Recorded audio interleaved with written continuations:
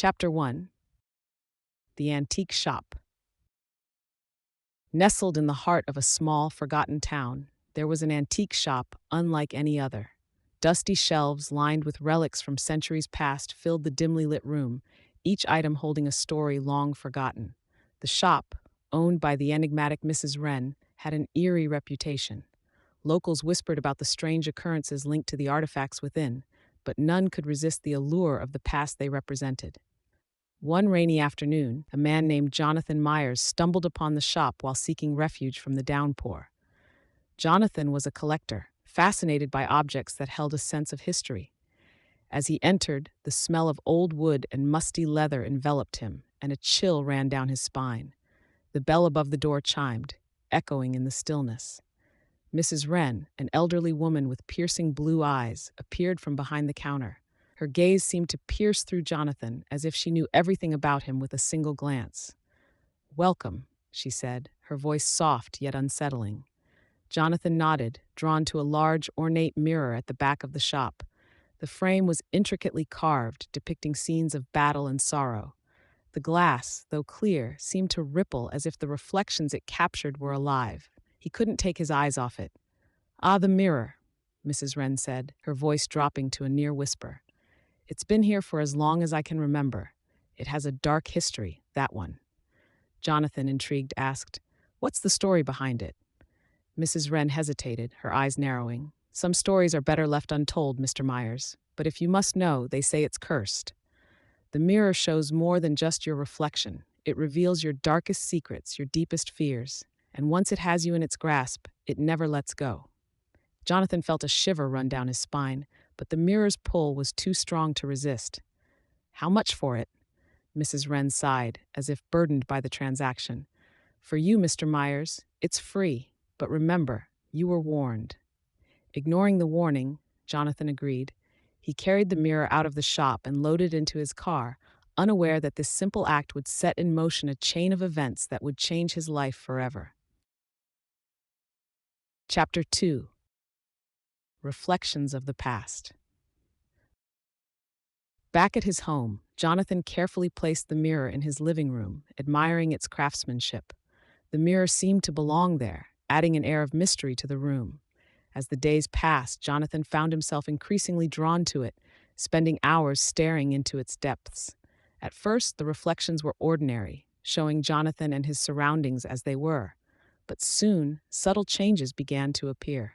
The first time it happened, Jonathan was sitting on the couch, reading a book. He glanced up at the mirror and noticed something strange. A shadowy figure standing behind him. Startled, he turned around, but there was no one there. When he looked back at the mirror, the figure was gone. Dismissing it as a trick of the light, Jonathan continued with his day. But the incidents became more frequent. Faces he didn't recognize would flash across the glass, distorted and twisted in expressions of agony. Sometimes the reflection would show him in places he'd never been, wearing clothes he didn't own. One night, as he stood before the mirror brushing his teeth, Jonathan saw something that made his blood run cold. His reflection was smiling, but he wasn't. The smile was wide, unnatural, as if his face had been stretched beyond its limits. He dropped the toothbrush, backing away in horror, but the reflection didn't change.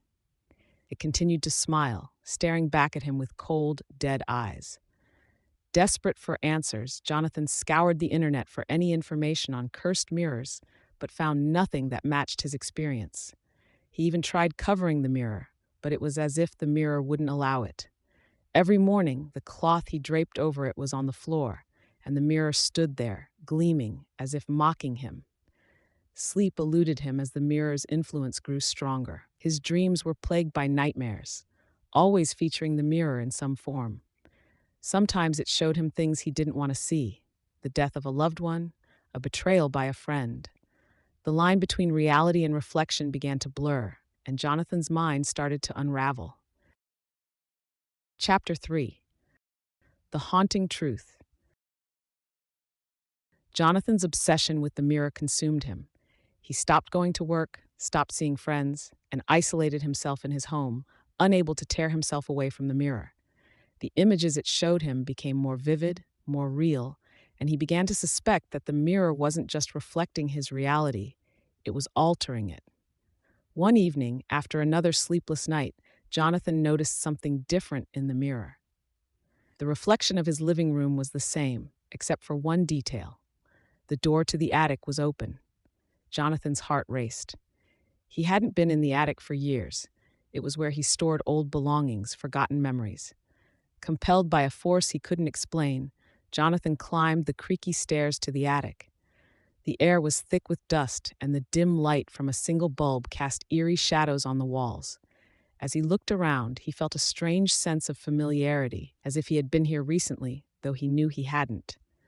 In the far corner of the attic, something caught his eye. A small, weathered chest he didn't remember owning. He approached it cautiously, feeling a sense of dread wash over him. The chest was unlocked, and with trembling hands he opened it. Inside were items from his childhood: a toy car, an old photograph, a letter he had written but never sent. As he sifted through the contents, he found a journal he didn't recognize. The cover was worn, and the pages were yellowed with age. Curious, he opened it and began to read. The entries were written in a shaky hand, detailing the life of a man named Henry Thompson. As Jonathan read, he realized with growing horror that the journal chronicled a series of events that mirrored his own experiences with the mirror. Henry, too, had been drawn to the mirror, and as he became more obsessed, his life unraveled in much the same way Jonathan's had. But there was more. The journal hinted at something far darker, a ritual that Henry had performed, believing it would free him from the mirror's curse. The final entry was hastily scrawled, barely legible. "The mirror knows. It's watching. There's no escape." Jonathan felt a cold sweat break out on his forehead. Was the mirror truly alive? Was it manipulating him, just as it had done to Henry? Panic set in as he realized he was trapped in the same nightmare with no clear way out. Chapter 4. The Descent. As the days passed, Jonathan's sanity continued to deteriorate. The mirror's influence was all-encompassing, invading every aspect of his life. He couldn't escape it, not in his waking hours, not in his dreams. The images it showed him became more sinister, more violent. Bloodied hands reaching out, eyes filled with terror, screams that echoed in his mind long after he woke up.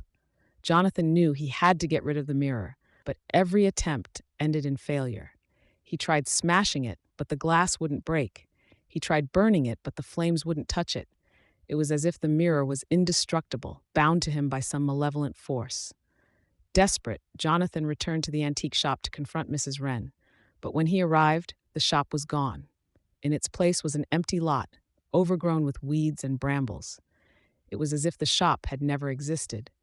Confused and frightened, Jonathan tried to find information about Mrs. Wren, but there was no record of her or her shop. It was as if she had vanished from existence. With no one to turn to, Jonathan sank deeper into despair. His house, once a sanctuary, now felt like a prison. The mirror dominated every room, its presence oppressive and suffocating. Jonathan's reflection mocked him, taunted him with visions of his past sins, his regrets, his failures. The mirror knew everything about him, and it used that knowledge to break him down, piece by piece. One night, as he lay in bed, unable to sleep, Jonathan heard a voice. It was faint, barely more than a whisper, but it came from the mirror. "Jonathan," the voice called, soft and eerie. "Come closer." Terrified but unable to resist, Jonathan got out of bed and approached the mirror. The voice grew louder, more insistent. "Jonathan, you can't hide from me." As he stared into the glass, the reflection shifted. It showed him a scene from his childhood, an event he had long buried. He saw himself as a young boy, standing in front of his family's old house. His mother was there, her face pale and frightened. She was arguing with a man, his father. The argument escalated, and in a fit of rage, his father struck her. Jonathan, just a child, had watched, helpless, as his mother fell to the ground, tears streaming down her face. Jonathan's chest tightened with guilt and sorrow. He had tried to forget that day, to erase it from his memory, but the mirror wouldn't let him. It forced him to relive the pain, the shame, over and over again. Chapter 5. Unveiling the Curse. The vision from the mirror left Jonathan trembling. his mind fractured by the relentless barrage of haunting memories. The guilt from his past, now unearthed, weighed heavily on his conscience.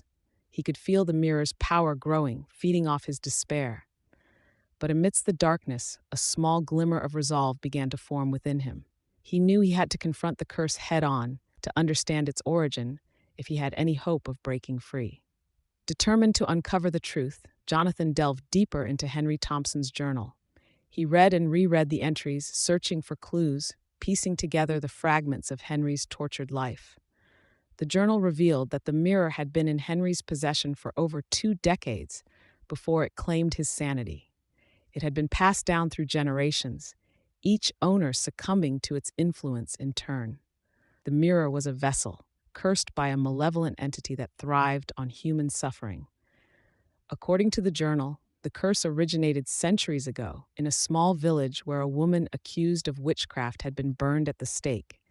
As she was consumed by flames, she cursed the villagers, vowing to take her revenge from beyond the grave. The mirror, once a simple household item, became the conduit for her wrath. Her soul was bound to it, trapping anyone who gazed into it for too long in a never-ending cycle of torment. Jonathan's pulse quickened as he realized that the mirror was not just a cursed object. It was the prison of a vengeful spirit, one that had been growing stronger with each victim it claimed. The spirit fed on fear, guilt, and sorrow, using the mirror as a window into its victims' souls. The more they suffered, the more powerful the spirit became. But Henry's journal hinted at a possible way to break the curse. In one of the final entries, Henry had written about a ritual, one that involved confronting the spirit directly. The ritual required a mirror, a candle, and a symbol of purity, a white feather, to be exact. By summoning the spirit and acknowledging its pain, the curse could be lifted, or so Henry believed. However, Henry's journal ended abruptly, with no indication of whether he had attempted the ritual or if it had succeeded. Jonathan was left with more questions than answers, but he knew he had to try. It was his only chance at breaking free from the mirror's grip. Gathering the necessary items, Jonathan prepared for the ritual. He found a white feather, a candle, and positioned the mirror in the center of his living room. The house was eerily quiet, the air thick with tension as he lit the candle and watched the flame flicker. His reflection stared back at him, but this time, Jonathan didn't flinch. He was determined to face whatever horrors the spirit would unleash. As he recited the incantation from the journal, the room grew colder. The shadows on the walls seemed to move of their own accord, creeping closer as the flame flickered violently. The mirror's surface began to ripple, like water disturbed by a stone, and Jonathan could feel a presence in the room, something ancient, something angry. A voice, cold and echoing, filled the room. "You dare summon me, mortal?" Jonathan's heart pounded, but he stood his ground. "I know who you are," he said, his voice steady despite the fear gnawing at him. "I know what happened to you, and I'm here to end this."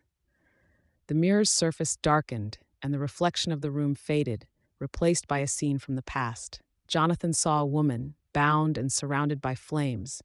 Her eyes filled with hatred as she cursed the villagers who had condemned her.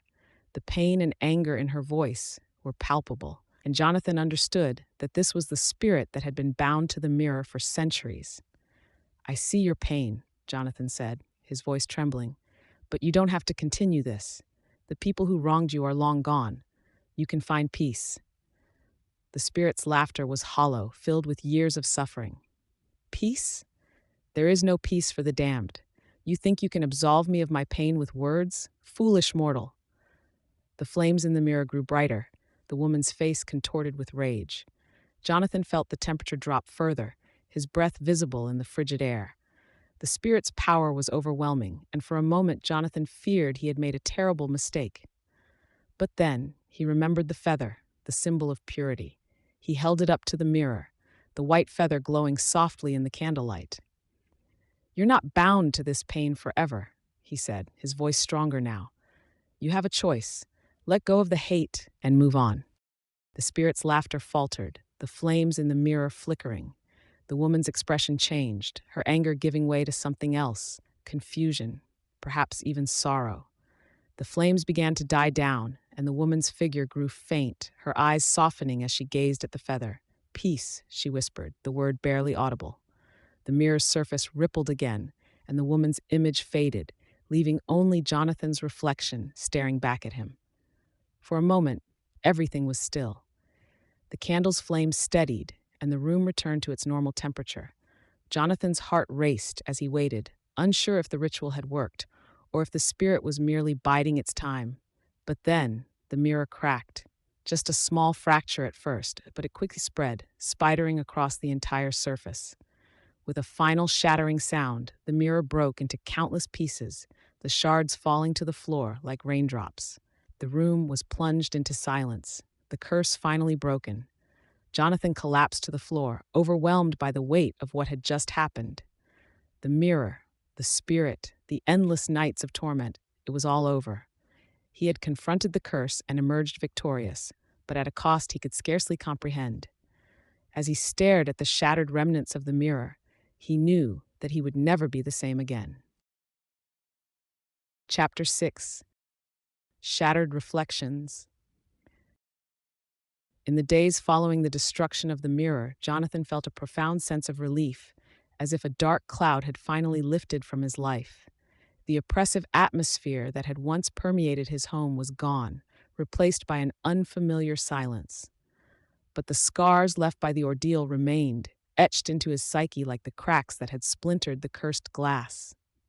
Jonathan spent hours cleaning up the shards of the mirror, each piece glinting in the light like fragments of a shattered reality. He was meticulous, almost ritualistic in his approach, as if ensuring that no trace of the mirror's influence would ever remain in his home. But no matter how carefully he worked, there was a lingering unease that he couldn't shake. At night, the house still felt different. The silence that had once been comforting now seemed ominous, as if it was hiding something. Jonathan would lie in bed, staring at the ceiling, unable to sleep. He told himself that the nightmare was over, that the spirit was gone, but doubts gnawed at the edges of his mind. The first sign that something was wrong came a week after the mirror's destruction. Jonathan was sitting in his living room, reading a book, when he noticed something out of the corner of his eye, a flash of movement, a shadow that shouldn't have been there. He looked up, his heart racing, but saw nothing out of the ordinary, just the empty space where the mirror had once hung. Dismissing it as his imagination, Jonathan tried to return to his book, but the feeling of being watched persisted. It was subtle at first, a faint prickle at the back of his neck, but it grew stronger each day. The house, which had once been his refuge, now felt like a prison again, its walls closing in around him. One night, as Jonathan was brushing his teeth, he caught a glimpse of something in the bathroom mirror, a brief, fleeting image that sent a jolt of terror through him. He stared into the mirror, his reflection pale and haggard, but there was nothing else there. No shadowy figure, no twisted smile, just his own tired face. But the fear lingered. Jonathan began avoiding mirrors altogether, not just in his home, but everywhere he went. He couldn't shake the feeling that the spirit, or some remnant of it, was still with him, lurking just beyond his reflection. Every reflective surface became a source of anxiety, and he found himself covering them with sheets or turning them to face the wall. The nightmares returned, darker and more vivid than before. In his dreams, the mirror was whole again, and the spirit was stronger, its voice whispering in his ear, taunting him. "You think you've won, Jonathan? You think you can escape me?" He would wake up in a cold sweat, the sound of his own ragged breathing filling the room. Sleep became a distant memory, and the exhaustion took its toll on his body and mind. Jonathan was haunted, not by the spirit itself, but by the fear that he had never truly defeated it. Desperate for answers, Jonathan revisited Henry Thompson's journal, searching for something he might have missed. He pored over the pages, hoping to find a clue, a way to ensure that the spirit was gone for good. But there was nothing, no indication that Henry had ever truly found peace, no proof that the ritual had been successful. As the days turned into weeks, Jonathan's life unraveled. He became a recluse, shutting himself off from the world, afraid that the curse would follow him if he left his home. The once vibrant man was now a shadow of his former self, consumed by paranoia and fear. He began to question his sanity, wondering if the mirror had driven him mad. But then, one evening, as Jonathan sat in his darkened living room, something unexpected happened. A soft knock echoed through the house, coming from the front door. Startled, Jonathan hesitated, unsure if he should answer it. The knocking persisted, gentle yet insistent. Gathering what little courage he had left, Jonathan approached the door and slowly opened it. Standing on the porch was an elderly woman, her face kind and familiar, Mrs. Wren, the enigmatic owner of the antique shop where he had first found the mirror. But how was this possible? The shop had vanished, and so had she. Mrs. Wren? Jonathan's voice was barely a whisper, his mind racing with confusion. The old woman smiled, her eyes filled with understanding. "It's good to see you again, Mr. Myers. But the shop, the mirror." Jonathan's words trailed off, overwhelmed by the impossibility of it all. Mrs. Wren nodded, her expression somber. "The mirror was just a vessel, Jonathan. A conduit for the curse, yes, but not the source of it. The curse is in the pain, the unresolved anguish of the spirit. By confronting it, you've weakened it, but such curses don't just disappear overnight." Jonathan felt a lump form in his throat. "Then it's not over?" Mrs. Wren shook her head gently. "The curse is like a wound, Jonathan. It needs time to heal, and sometimes it leaves scars. But you've taken the first step. You've faced it, acknowledged it, and that's more than most people can say." "Will it ever leave me?" Jonathan asked, his voice trembling with desperation. Mrs. Wren's gaze softened. "Perhaps in time, or perhaps it will fade, becoming a part of you, a reminder of what you've endured. But know this, you are not alone. The mirror may be gone, but you still have the strength within you to move forward. You can rebuild your life, Jonathan, if you choose to." Jonathan stood in silence, the weight of her words sinking in. For the first time in weeks, he felt a flicker of hope, a small but undeniable sense that he could find a way out of the darkness. Mrs. Wren reached out and gently placed a hand on Jonathan's shoulder. "You've faced the curse, Jonathan. Now it's time to live again." With that, the old woman turned and walked away, her figure fading into the night. Jonathan stood there for a long time, staring after her, until he finally closed the door and leaned against it, letting out a long, shaky breath. The house was still, the oppressive silence replaced by a newfound calm. The mirrors, covered and turned away, no longer seemed threatening. They were just objects now, reflections of a world that Jonathan was ready to rejoin. As he walked through the house, Jonathan began to uncover the mirrors, one by one. He stood before each of them, facing his reflection with a mixture of fear and resolve. The nightmares might return, the shadows might still haunt him, but he was ready to face them. He was ready to live again. As the final echoes of Jonathan's journey fade into the night, we hope you found solace in his story and discovered the strength to face your own shadows. The mirror's curse has been broken, but the adventures in the realm of the eerie and the unknown are just beginning. Thank you for joining us on this haunting journey. If you enjoyed The Mirror's Curse and are eager for more thrilling tales that dive deep into the darkness and beyond, don't forget to like, share, and subscribe. Your support helps us bring more chilling stories to life and explore the mysteries that lurk just out of sight. Stay tuned for more spine-tingling adventures where the boundary between reality and the supernatural blurs and every shadow hides a new story. Until next time, keep the light close and your courage closer.